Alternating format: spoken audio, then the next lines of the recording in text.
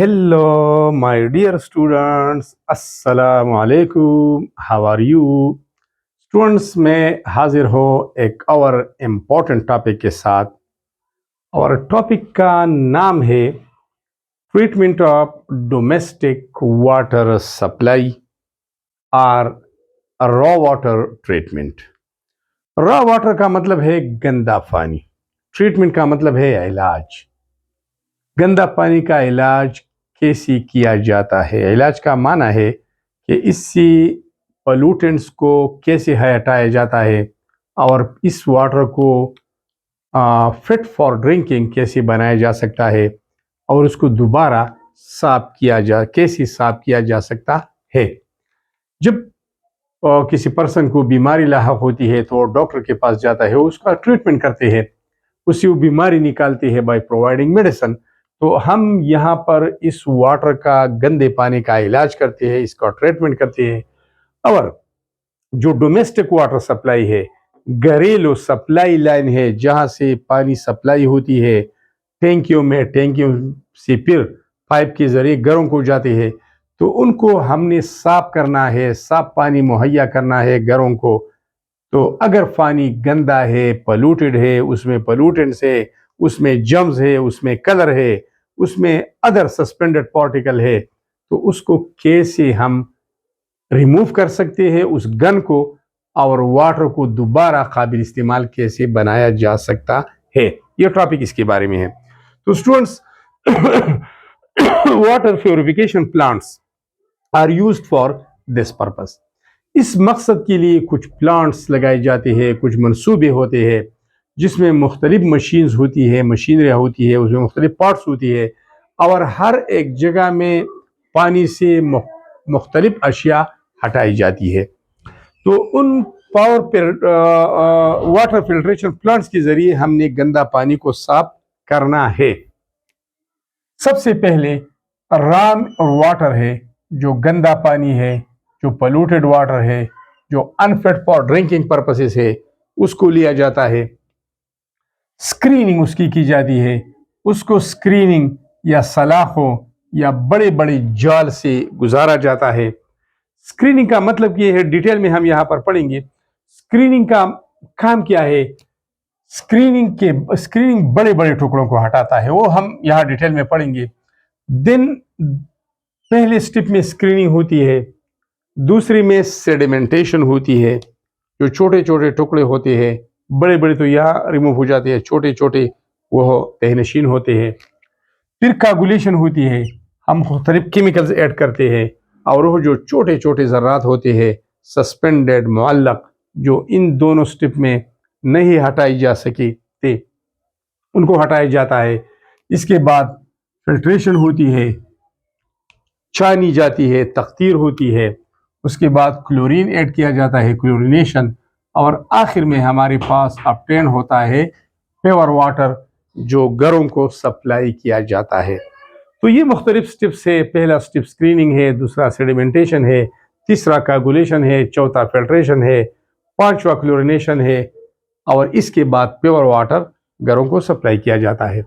सबसे पहले स्टेप की तरफ आते हैं जो स्क्रीनिंग है। स्क्रीनिंग जाल को कहते हैं, पर्दे को कहते हैं। यहाँ पर बड़े बड़े जाल लगे होते हैं, ये स्टेप नंबर 1 है। तो यहाँ पर बड़े बड़े जाल लगे होते हैं, सलाख, आयरन के सलाख, क्रिस क्रॉस अरेंजमेंट होती है। रिमूवल ऑफ लार्ज ऑब्जेक्ट्स, बड़े बड़े अशिया, जो लकड़ी के टुकड़े होते हैं, या ब्रोकन बॉटल्स है, जैसे कि पेप्सी वाला बॉटल है, अदर बॉटल्स है। इसके अलावा प्लास्टिक ऑब्जेक्ट्स है, प्लास्टिक के तेले है, प्लास्टिक की बनी मटेरियल है, जैसे शूज है, चप्पल है वगैरह। इसके अलावा शॉपिंग बैग्स अगर इसमें है, शॉपिंग बैग्स में सी वाटर में, रिवर वाटर में और स्ट्रीम वाटर में बहुत ज़्यादा मकदार में पाई जाती है, क्योंकि लोग गन को कहाँ ले जाते हैं? स्ट्रीम की तरफ, या कोई साइड होता है वहाँ पर रख देते हैं, और बारानी वाटर या रेन वाटर, बारिश के पानी, उसको अपने साथ बहा कर ले जाते हैं स्ट्रीम्स में, उसके बाद रिवर में, उसके बाद समंदर में, उसके बाद बाहर में। तो ये सारी चीज़ें उसमें मौजूद होती है। इसके अलावा क्लॉथ पीसेस भी होते हैं और स्टोन्स भी होते हैं। तो इन स्क्रीन्स के जरिए, इन पर्दे के जरिए, इस बड़े बड़े सुराख वाले फिल्टर के जरिए हमने क्या करना है, बड़े बड़े ऑब्जेक्ट्स को रिमूव करना है। जैसे कि टूटी हुई बॉटल है, प्लास्टिक के ऑब्जेक्ट्स है, शूज़ है, चप्पल है, शॉपिंग बैग्स है जिसको हम शॉपर बोलते हैं, प्लास्टिक की तीली बोलते हैं, क्लॉथ पीसीज है जो पुराने क्लास पटे हुए क्लास होते हैं वो हम अक्सर हटा देते हैं, साइड पे रख देते हैं और फिर वो पानी का हिस्सा बन जाते हैं। इस तरह स्टोन्स भी मौजूद होते हैं। तो ये पहले स्टेप में ये होता है, बड़े बड़े ऑब्जेक्ट्स का हटाना। दूसरे स्टेप में होता है sedimentation. Water is allowed to stand in reservoirs.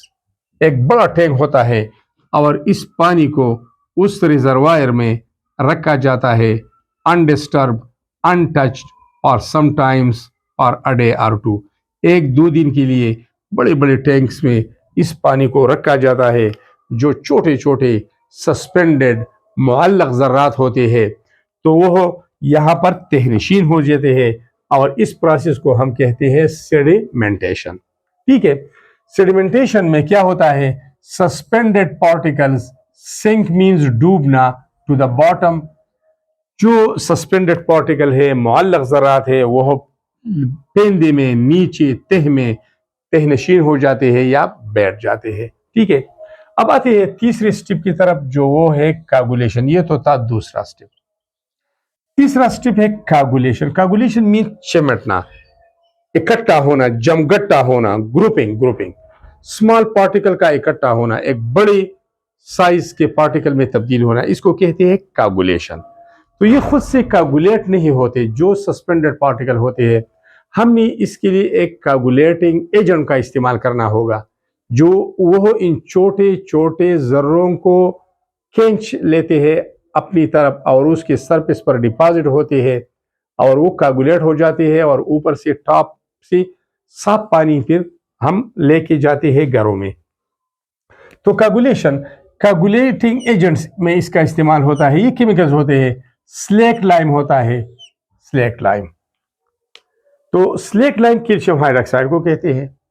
एक होता है क्विक लाइम, CaO, उसको पानी में डाला जाता है तो ये बन जाता है कैल्शियम हाइड्रोक्साइड, हम लेते हैं।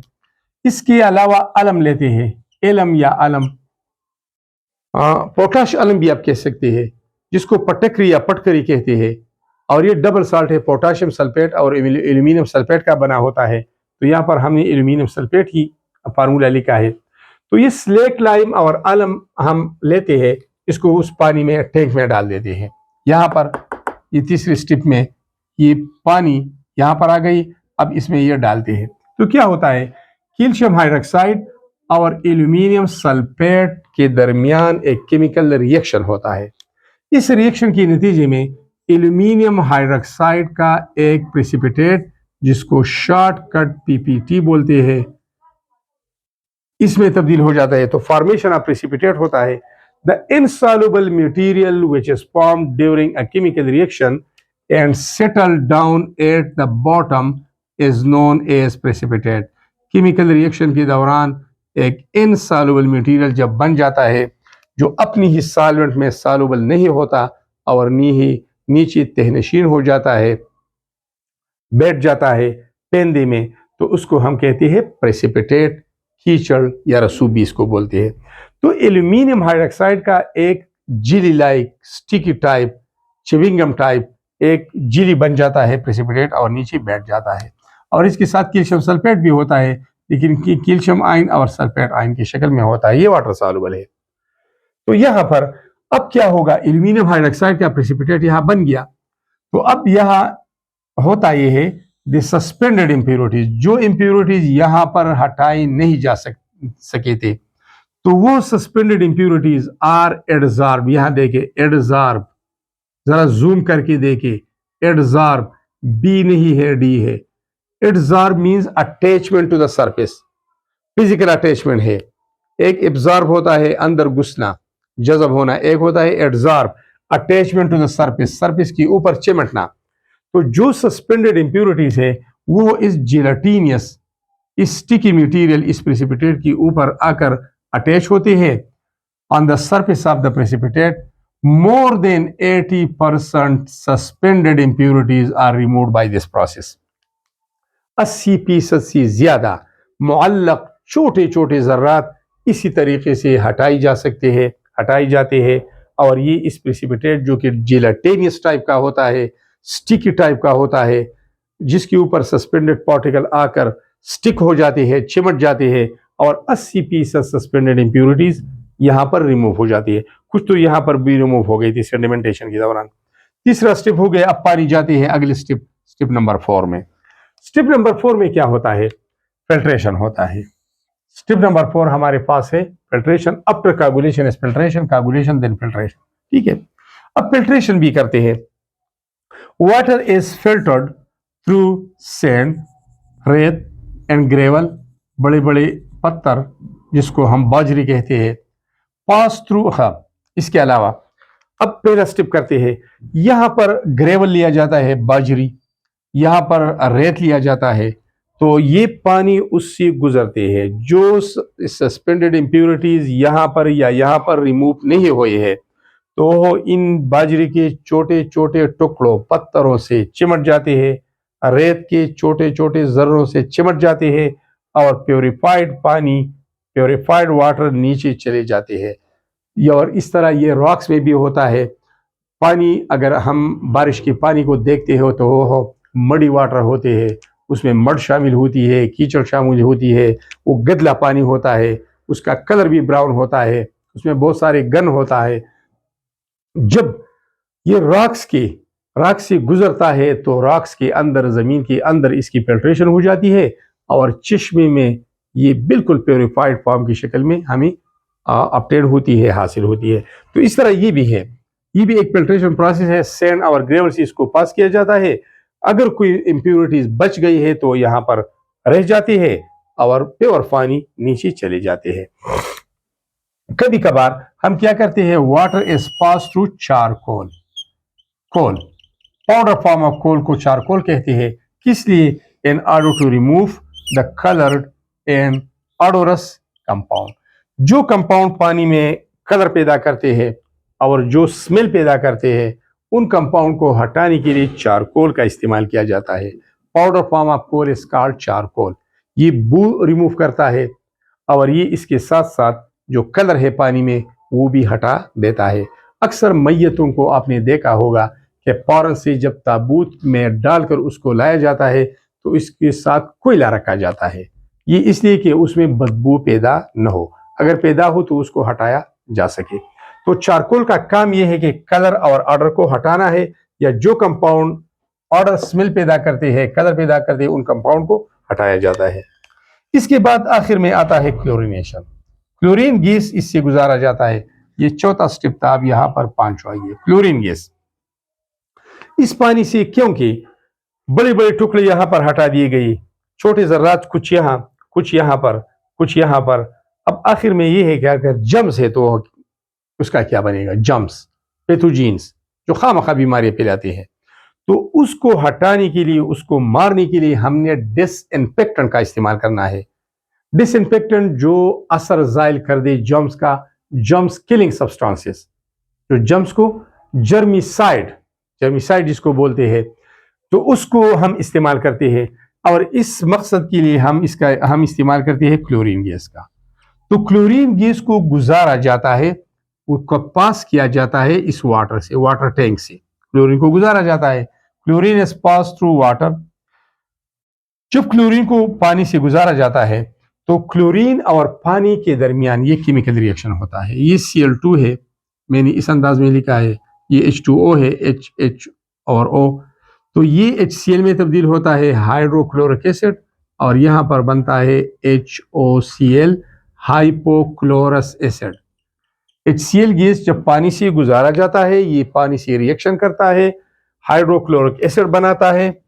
ये तो चूंकि सॉल्युबल है, आयन फॉर्म में होगा, और हाइपोक्लोरस एसिड ये बनता है। ये हाइपोक्लोरस एसिड जो है HOCl, हाइपोक्लोरस एसिड भी तेजाब है।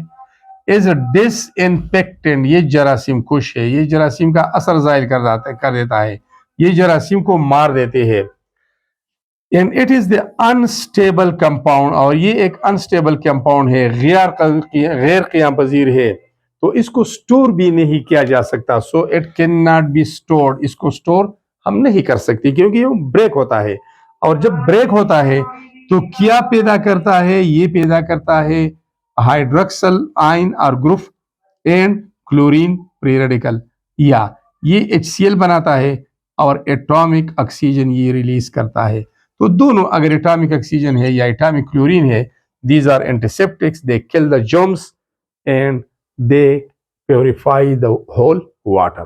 तो ये दोनों डिसइंफेक्टेंट के तौर पर काम करते हैं। यहाँ पर जो जर्म्स है वो मारे जाते हैं और प्योरीफाइड वाटर आगे जाकर घरों को सप्लाई किए जाते हैं। So students, these were all about the stepwise treatment of raw water, polluted water, which contain different types of pollutants.